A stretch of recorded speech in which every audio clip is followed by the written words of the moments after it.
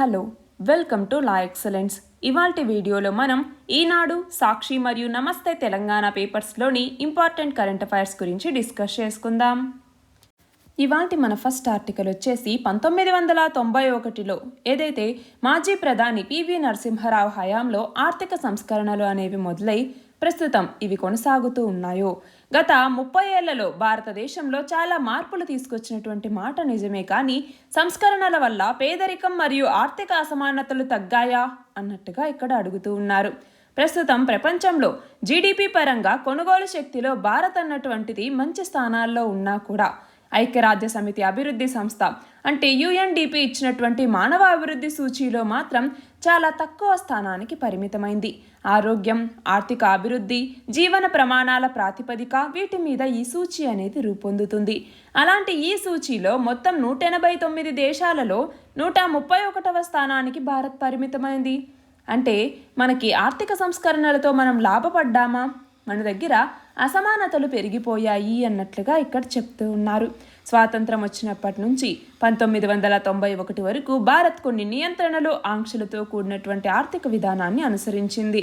వాటి వల్ల అభివృద్ధి అంతంత మాత్రంగానే వచ్చింది. అయితే స్వాతంత్రానికి ముందు ప్రపంచ వాణిజ్యంలో 2.2% ఉన్నటువంటి భారత్ వాటా 1985 నాటికి 0.45% పడిపోయింది. అంటే ఆ రోజుల్లో ప్రభుత్వ లైసెన్స్ లేకుండా ఏ వస్తువు ఉత్పత్తి చేయటానికి, దిగుమతి చేసుకోవటానికి వీలుండేది కాదు. అలా లైసెన్సులు కూడా సక్రమంగా సకాలంలో అందేవి కాదు. లైసెన్సుల్లో అనుమతించినటువంటి పరిమితికి మించి ఉత్పత్తి చేస్తే జైలు శిక్షను ఎదుర్కోవాల్సి వచ్చేది. అధిక ఉత్పత్తి సాగించటాన్ని నేరంగా భావించినటువంటి దేశం అప్పట్లో భారత్ ఒకటే అనేసి చెప్పచ్చు. అందుకే స్వాతంత్రం వచ్చిన తర్వాత తొలి 3 దశాబ్దాల్లో భారత వృద్ధి రేటు అన్నటువంటిది 3.5% మించలేదు. కానీ హాంకాంగ్, సింగపూర్, దక్షిణ కొరియా, తైవాన్ ఇవన్నీ కూడా అంతకు రెట్టింపు వృద్ధిని సాధిస్తూ వచ్చేవి. సోషలిజం పేరిట బ్యాంకులు, బీమా సంస్థల జాతీయీకరణ ఆశించిన ఫలితాలను ఇవ్వలేదు. అలాగే గరీబీ హఠావో కూడా ఆశించినటువంటి ప్రయోజనాన్ని చేకూర్చలేకపోయింది. అయితే 1981 నాటికి భారత జనాభాతో పాటుగా పేదల సంఖ్య కూడా రెట్టింపైంది. 1983 నుంచి కూడా కొంచెం పేదరికం తగ్గటం ప్రారంభించినా కూడా అసలు సిసలు తగ్గుదల అన్నటువంటిది ఆర్థిక సంస్కరణల తర్వాతే సంభవించింది. 1993-94లో దేశ జనాభాలో పేదలు 45%గా ఉంటే 2019-20 నాటికి అది 21%కి తగ్గింది. అలాగే ప్రస్తుతం NDA ప్రభుత్వంలో ఏకపార్టీ మెజారిటీ ప్రభుత్వం ఏర్పడటంతో దేశం అభివృద్ధి పథంలో వెళ్తుంది అన్నట్టుగా అందరూ ఆశించారు. దానికి తగ్గట్టే 2015-16లో జీడిపి వృద్ధి రేటు 7.5%కి పెరిగింది. అప్పట్లో చైనా వృద్ధి రేటు 6.5%. అయితే తర్వాత 2016 నవంబర్లో మోదీ తీసుకున్నటువంటి పెద్ద నోట్ల రద్దు నిర్ణయం ఏదైతే ఉందో అది ఆర్థికంగా తీవ్రమైనటువంటి దెబ్బ కొట్టింది. ఆ తర్వాత వస్తు సేవల పన్ను రూపంలో మరొక దెబ్బ పడింది. అలా GST అమలు హేతుబద్ధమే అయినా కూడా దాన్ని 2017 జూలైలో హడావిడిగా ప్రవేశపెట్టడంతో జీడిపి వృద్ధి రేటు అనేది తగ్గిపోయింది. అయితే 3 ఏళ్ల నుంచి ధరల పెరుగుదల అనేటటువంటిది మన దేశానికి పెద్ద సవాలుగా నిలుస్తోంది. పదే పెట్రో ఉత్పత్తుల ధరలు పెరిగాయి. అయినా విత్తలోటు తగ్గించుకోవటానికి ప్రభుత్వం పన్నులు పెంచుతూనే వస్తోంది. అలాగే జీడిపిలో వాస్తవ విత్తలోటు 2% తక్కువ చేసి చూపుతున్నట్టుగా ప్రభుత్వం కూడా అంగీకరించింది. అలాగే మన దేశంలో ప్రజల కొనుగోలు శక్తితో పాటు గిరాకీ కూడా పడిపోయి రూపాయి విలువ అనేది క్షీణించింది. మన దేశ జనాభాలో 50% వద్ద కేవలం 13% సంపద అనేది ఉంటే సంపన్నుల వద్ద ఎక్కువ ధనం అనేటటువంటిది పోగుపడింది. మన దేశంలో ఉన్నటువంటి అగ్రశ్రేణిలోని 1% కుబేరులు మాత్రమే ఆర్థిక సంస్కరణల వల్ల లాభపడ్డారు అనేటటువంటి భావనలు చాలా మందిలో ఉన్నాయి. అయితే మన భారతదేశం 100వ స్వాతంత్ర దినోత్సవం జరుపుకునేటటువంటి నాటికి అంటే 2047 నాటికి సామాజిక అసమానతలకు తావులేనటువంటి అభివృద్ధి చెందినటువంటి దేశంగా ఎదుగుతుంది అన్నట్టుగా మన రాష్ట్రపతి రామ్నాథ్ కోవింద్ ఆశాభావాన్ని వ్యక్తం చేయటం జరిగింది. అది సాకారం కావాలి అంటే ఆశ్రిత పెట్టుబడిదారీ విధానాన్ని పక్కన పెట్టేసి నిజమైనటువంటి వ్యవస్థాపకుల్ని ప్రోత్సహించాలి. విద్య, ఆరోగ్య రంగాలకి ఎక్కువ నిధుల్ని కేటాయించి మానవ వనరుల్ని ఎక్కువగా సృష్టించాలి. ఉద్యోగ కల్పన అనేటటువంటిది పెరగాలి. అప్పుడే మన దేశ ఆర్థికం సరైనటువంటి గాడిలో వెళ్తుంది అన్నట్టుగా ఈ ఆర్టికల్. ఇక్కడ క్వశ్చన్ చూడండి. ఐక్యరాజ్య సమితి అభివృద్ధి సంస్థ 2020 డిసెంబర్లో వెలువరించిన మానవ అభివృద్ధి సూచి లేదా హ్యూమన్ డెవలప్మెంట్ ఇండెక్స్లో మొత్తం 189 దేశాల జాబితాలో భారతదేశం ఎన్నవ స్థానంలో నిలిచింది? ఎన్నవ స్థానం? 131వ స్థానంలో నిలిచింది. మన నెక్స్ట్ ఆర్టికల్ వచ్చేసి ఆర్థిక సర్వేకి సంబంధించి. ఆర్థిక సర్వే అంచనాలు ఎలా ఉన్నాయి అన్నట్లుగా. ఇక్కడ క్వశ్చన్ అదే, ఆర్థిక సర్వేలోని ముఖ్య అంశాలను తెలపండి అన్నట్టుగా. ఈ సంవత్సరం మనం చూస్తే అంటే 2021-22కి వచ్చేసరికి వృద్ధి రేటు 9.2%గా ఉండొచ్చు. అది 22-23 సంవత్సరానికి వచ్చేసరికి 8 నుంచి 8.5% వృద్ధి అనేది సాధించవచ్చు అన్నట్టుగా చెప్పడం జరిగింది. అలాగే పన్ను వసూళ్లలో వృద్ధి బడ్జెట్ అంచనాలకి మించి గణనీయంగా 2 ఏళ్లలో పుంజుకుంటోంది. జీఎస్టీ వసూళ్లు గత జూలై నుంచి 1,00,000 కోట్లు తగ్గలేదు. అలాగే గత ఆర్థిక సంవత్సరంలో ఆర్థిక వ్యవస్థ మనం చూస్తే 7.3% క్షీణించింది అనేసి అంచనా వేసినా కూడా దానిని 6.6%కి పరిమితం చేస్తూ జాతీయ గణాంక కార్యాలయం ప్రకటించింది. అలాగే మౌలిక రంగ వృద్ధిగా పిలిచేటటువంటి 8 కీలక రంగాల ఉత్పత్తి అన్నటువంటిది 2021 డిసెంబర్లో 3.8% పెరిగింది. అలాగే టీకాల కార్యక్రమం అనేది బాగా సాగుతోంది. అందువల్ల కోవిడ్ పరిణామాలు ఆర్థిక వ్యవస్థని ఆటంకపరచవు అన్నటువంటి విశ్వాసాన్ని ఈ ఆర్థిక సర్వే అన్నటువంటిది వ్యక్తం చేసింది. అంతేకాకుండా మౌలిక రంగానికి 1.4 లక్షల కోట్ల డాలర్లు వెచ్చించాలి. అలాగే ఇంధన సుంకాలు తగ్గితే ద్రవ్యోల్బణం అదుపులోకి వస్తుంది అన్నట్టుగా చెప్పటం జరిగింది. అలాగే 2021లో 14,000 కొత్త అంకురాలు అనేవి వెలిశాయి అన్నట్టుగా చెప్పటం జరిగింది. అయితే ఇందులో అత్యధికంగా సేవా రంగానికి సంబంధించినవే ఉన్నాయి. అలాగే అత్యధిక యూనికార్న్ల సంఖ్యలో అమెరికా, చైనాల తర్వాత 3వ స్థానంలో భారతదేశం నిలిచింది. అలాగే ఇందాకే చెప్పుకున్నాం 2020-21లో క్షీణత అనేది 6.6%గా ఎన్ఎస్ఓ జాతీయ గణాంక కార్యాలయం అనేది చెప్పటం జరిగింది. అలాగే భారత విమానయాన రంగం అనేది పుంజుకోవటం ప్రారంభించింది. 2021 ఏప్రిల్ నుంచి నవంబర్లో ఆదాయం అన్నటువంటిది 67.2% పెరిగింది. అంటే వాస్తవానికి బడ్జెట్ అంచనాల్లో 9.6% వృద్ధి మాత్రమే అంచనా వేశారు, కానీ 67.2% పెరిగింది. అంతేకాకుండా కోవిడ్ని కూడా అంటే కోవిడ్ పరిణామాల వల్ల ఏదైతే ఆర్థిక ఇబ్బందులు తలెత్తాయో దానిని దేశ బ్యాంకింగ్ వ్యవస్థ ఇప్పటి వరకు సమర్థంగా తట్టుకుంది. అలాగే 2021 ఏప్రిల్ నుంచి నవంబర్లో స్థూలంగా $54.1 బిలియన్ విదేశీ ప్రత్యక్ష పెట్టుబడులు మన దేశంలోకి వచ్చాయి. నికరంగా $24.7 బిలియన్ ఇవి తగ్గాయి అన్నట్టుగా చెప్పటం జరిగింది. అలాగే ఔషధ రంగంలోకి కూడా ఎఫ్డిఐలు వచ్చాయి. మొత్తం 2021లో ఏప్రిల్ నుంచి సెప్టెంబర్లో 4,413 కోట్ల రూపాయల ఎఫ్డిఐలు అనేవి వచ్చాయి. అలాగే సెమీకండక్టర్ల కొరత వల్ల వివిధ రంగాలకు చెందినటువంటి చాలా సంస్థలు తమ యొక్క ఉత్పత్తిని తగ్గించటం లేదా నిలిపివేయాల్సి వచ్చింది. అందుకే సెమీకండక్టర్లు మరియు డిస్ప్లే తయారీ విభాగం కోసం మనం చూస్తే పిఎల్ఐ పథకం అన్నటువంటి దాన్ని తీసుకొచ్చారు. ఇందులో భాగంగా 76,000 కోట్ల రూపాయల ప్రోత్సాహక పథకాన్ని ప్రకటించటం జరిగింది. మనం చూస్తే చిప్ సెట్ల కొరత వల్ల గత డిసెంబర్ ఆఖరు వరకు కూడా వాహన కంపెనీల వద్ద 7 లక్షల ఆర్డర్లు పెండింగ్లో ఉన్నాయి. అలాగే కేంద్ర ప్రభుత్వ రంగ సంస్థలు సిపిఎస్సిల యొక్క ఆస్తుల అమ్మకం మీద 6 లక్షల కోట్లు అంటే నేషనల్ ల్యాండ్ మానిటైజేషన్ కార్పొరేషన్ అన్నటువంటి దాన్ని ప్రభుత్వం ఏర్పాటు చేయటం జరిగింది. దీని ద్వారా 2024-25 వరకు 4 ఏళ్లలో ప్రభుత్వ కీలక రంగ ఆస్తుల విక్రయం ద్వారా 6 లక్షల కోట్ల రూపాయలని సమకూర్చవచ్చు. అలాగే ఎయిర్ ఇండియా విషయంలో ప్రైవేటీకరణను కూడా ఆర్థిక సర్వే అన్నటువంటిది మెచ్చుకుంది. అలాగే టెలికాం సంస్కరణలు కూడా బాగున్నాయి. అలాగే ఐపీఓల ద్వారా 2021 ఏప్రిల్ నుంచి నవంబర్ మధ్య పబ్లిక్ ఇష్యూల ద్వారా 75 కంపెనీలు పబ్లిక్ ఇష్యూకి వెళ్ళాయి. దాని ద్వారా 89,066 కోట్ల రూపాయలని సమీకరించటం జరిగింది. మనం చూస్తే 2020 ఇదే టైంలో 29 కంపెనీలు 14,733 కోట్లు సమీకరిస్తే ఇప్పుడు 89,066 కోట్ల రూపాయలు సమీకరించాయి. అంటే నిధుల సమీకరణ అన్నటువంటిది 504.50% పెరిగాయి అన్నట్టుగా మనం చెప్పచ్చు. ఇలా ఆర్థిక సర్వేలో కొన్ని ముఖ్యాంశాలు ఉన్నాయి. దీనికి సంబంధించి మల్లీశ్వర్ మేడం ఆర్థిక సర్వేకి సంబంధించి వీడియోస్ని చేసింది. దాని యొక్క లింక్ని డిస్క్రిప్షన్లో పెడతాను, దాని గురించి చూడండి. అలాగే రేపు ఏదైతే బడ్జెట్ అన్నటువంటిది మన పేపర్లో వస్తుందో ఆల్రెడీ వాళ్ళ రిలీజ్ అయింది, దానికి సంబంధించి ఏపీ అలాగే ఈనాడు, సాక్షి వీటిలో పేపర్స్లో వచ్చేటటువంటి ఆ బడ్జెట్కి సంబంధించినటువంటి ముఖ్యాంశాలని మనం చూసే ముందర ఆల్రెడీ బడ్జెట్కి సంబంధించినటువంటి వీడియో అన్నటువంటిది ఆల్రెడీ మేడం చేయటం జరిగింది. దాని లింక్ని కూడా మీకు ఇస్తాను కింద డిస్క్రిప్షన్లో. అలాగే బడ్జెట్కి సంబంధించినటువంటి టర్మ్స్ ఏవైతే ఉన్నాయో వాటి గురించి ముందుగా ఒకసారి చూసుకోండి. దానికి సంబంధించినటువంటి లింక్ని కూడా డిస్క్రిప్షన్లో పెడతాను.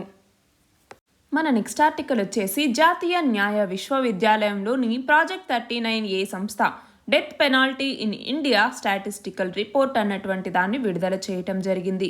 ఈ నివేదిక ప్రకారం 2021లో అత్యధికంగా ఉత్తరప్రదేశ్లోని సెషన్స్ కోర్టులు 34 మరణ శిక్షలు విధించాయి.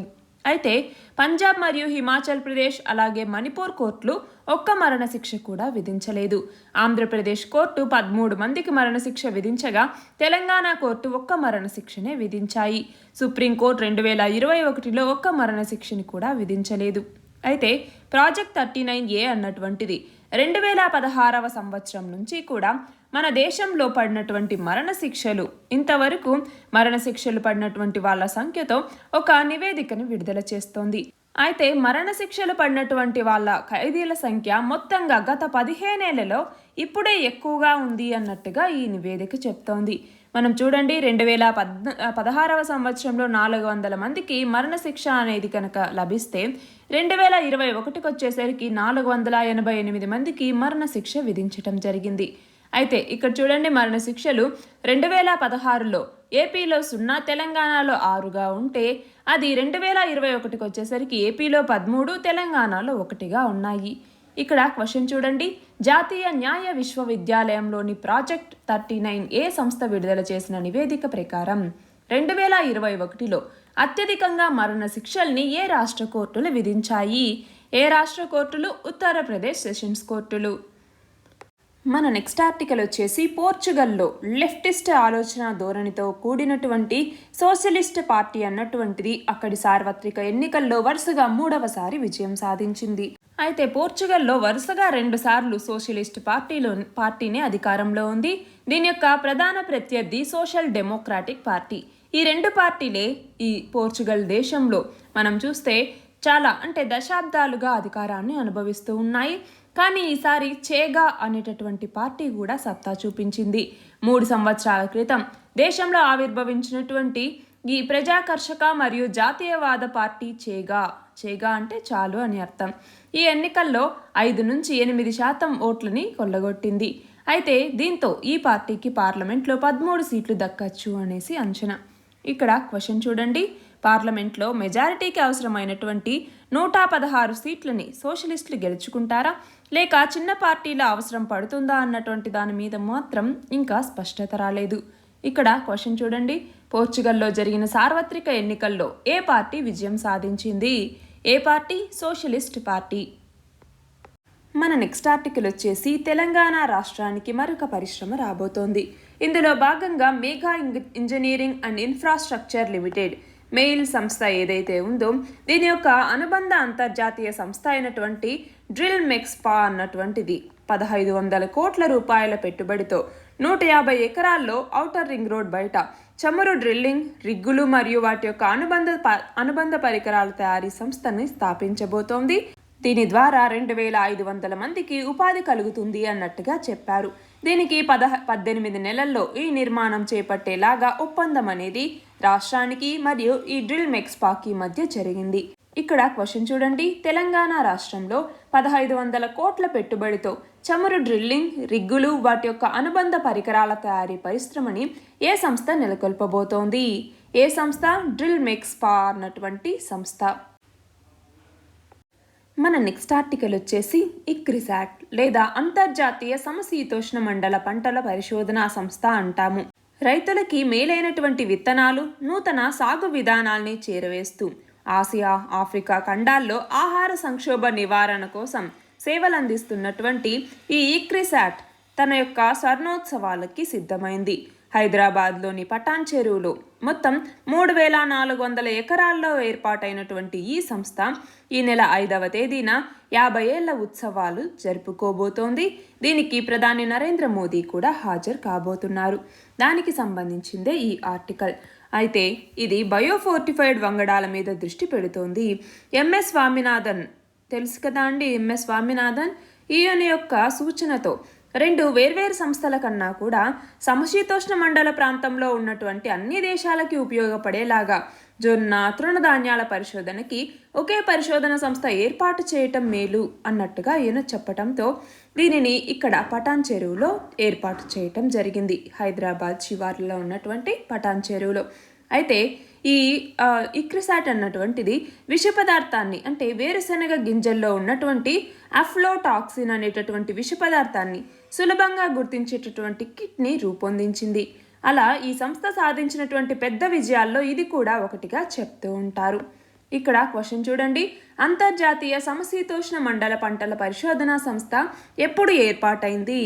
ఎప్పుడు? 1972వ సంవత్సరంలో. మన నెక్స్ట్ ఆర్టికల్ వచ్చేసి సమీకృత అభివృద్ధి లక్ష్యాలు అంటే ఎస్డిజి సస్టైనబుల్ డెవలప్మెంట్ గోల్స్ యొక్క సాధనలో తెలంగాణ దేశంలో 11వ స్థానంలో నిలిచింది. అయితే ఈ సూచీలో కేరళ మొదటి స్థానంలో ఉంది. 2వ స్థానంలో హిమాచల్ ప్రదేశ్, 3వ స్థానంలో తమిళనాడు ఉన్నాయి. అయితే మనం చూస్తే ఈ 17 ఎస్డిజీస్ ఏవైతే ఉన్నాయో వీటిని సమీకృత అభివృద్ధి లక్ష్యాలు అనేసి ఐక్యరాజ్య సమితి ఆల్రెడీ నిర్దేశించింది.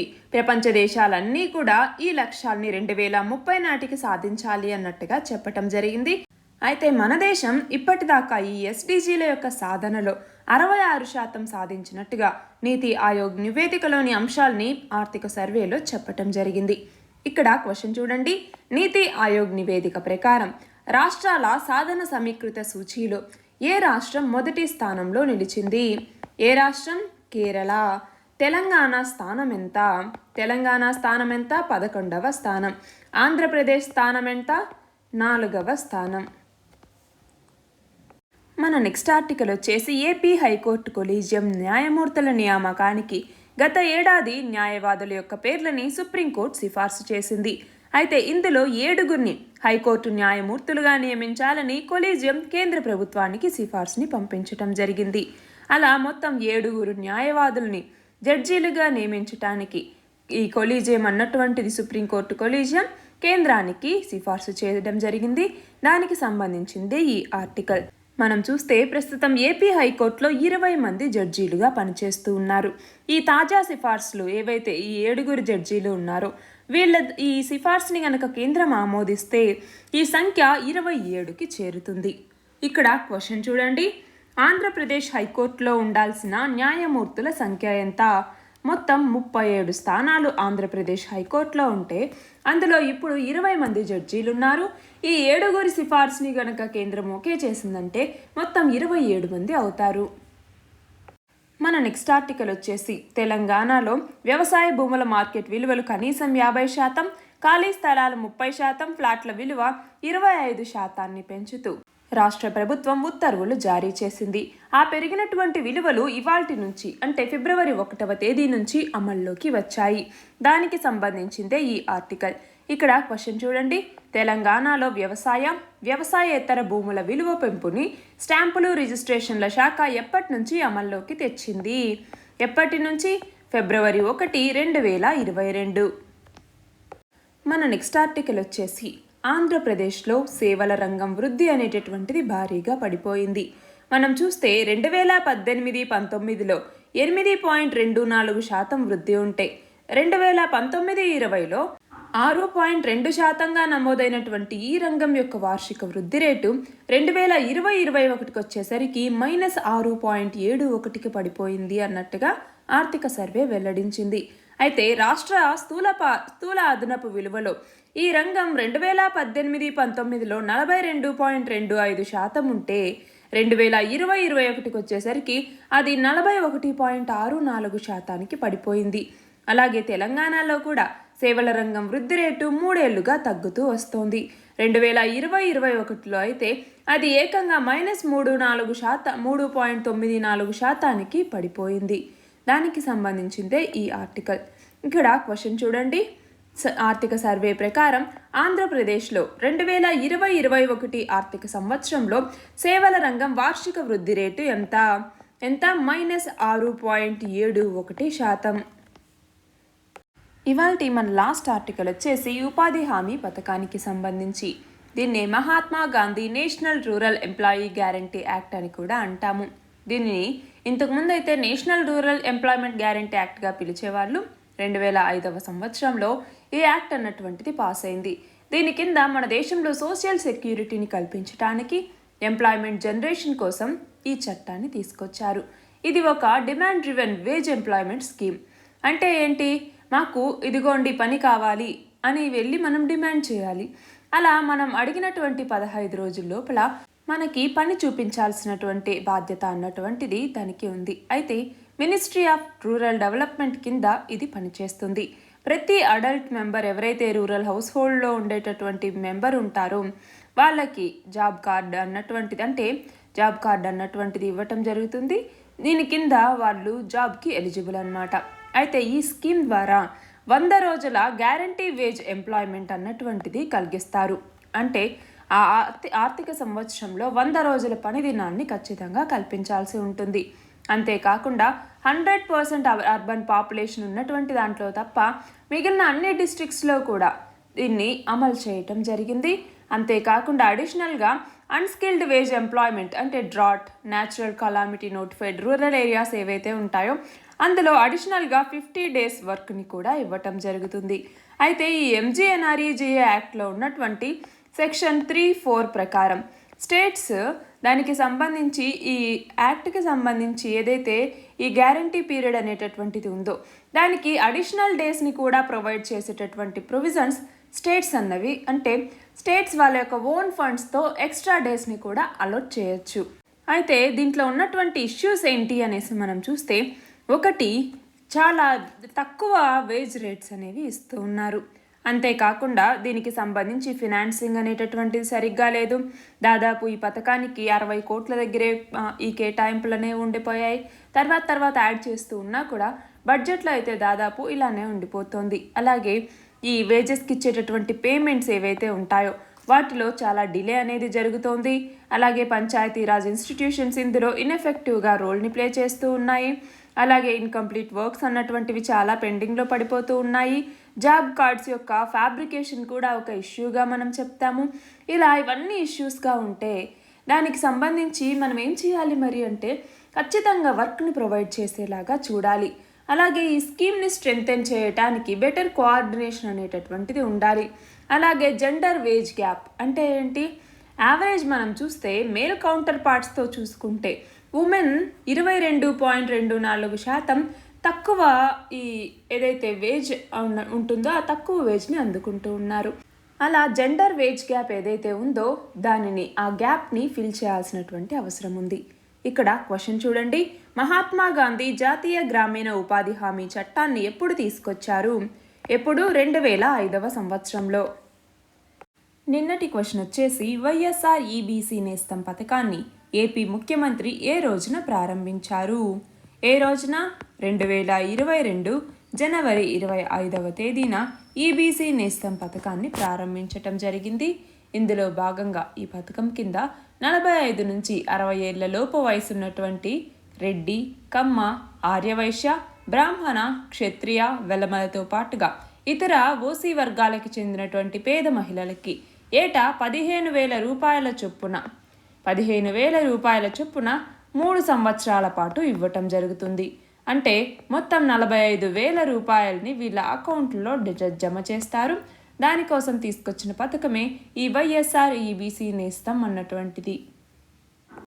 ఇవాల్టి క్వశ్చన్ వచ్చేసి ఏటా అంతరించిపోయే జీవులకి సంబంధించిన ఎర్ర జాబితా లేదా రెడ్ లిస్ట్ని రూపొందించే అంతర్జాతీయ సంస్థ ఏది?